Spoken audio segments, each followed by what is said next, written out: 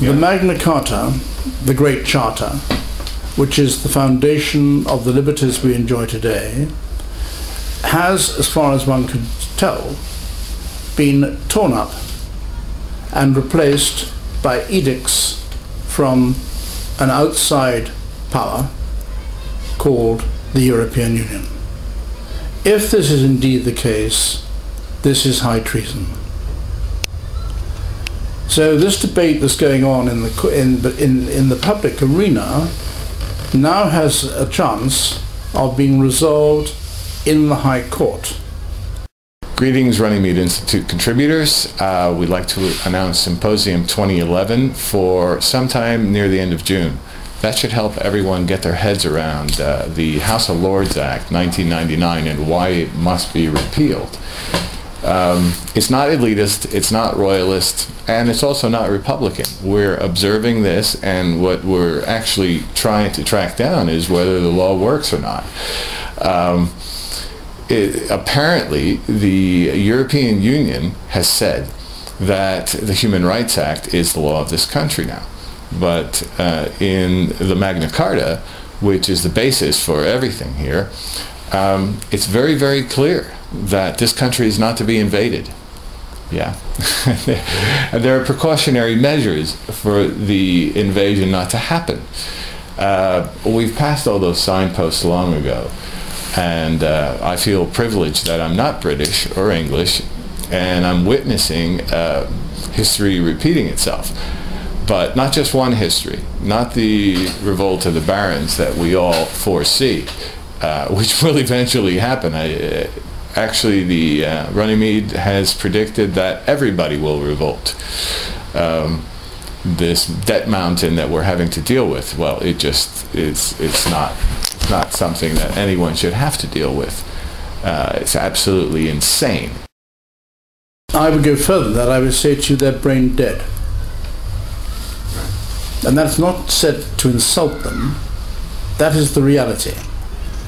They will watch television for so many hours a day. I haven't watched television now for over 7 years because I wanted to retain some form of sanity. So it's not about party affiliation, it's not about any of the usual things. What this is all about is the system as it's been presented to us by Europe is designed to confuse so that we'll be pliable. The Baron is asking the High Court of Justice to confirm that the Crown Office has to issue him with a writ of summons, which summons him to the House of Lords so that he can take up his oath to the Crown and then take his seat and have a voice in the Parliament and other assemblies and carry out his duties as a counsel of the Crown for the rest of his life.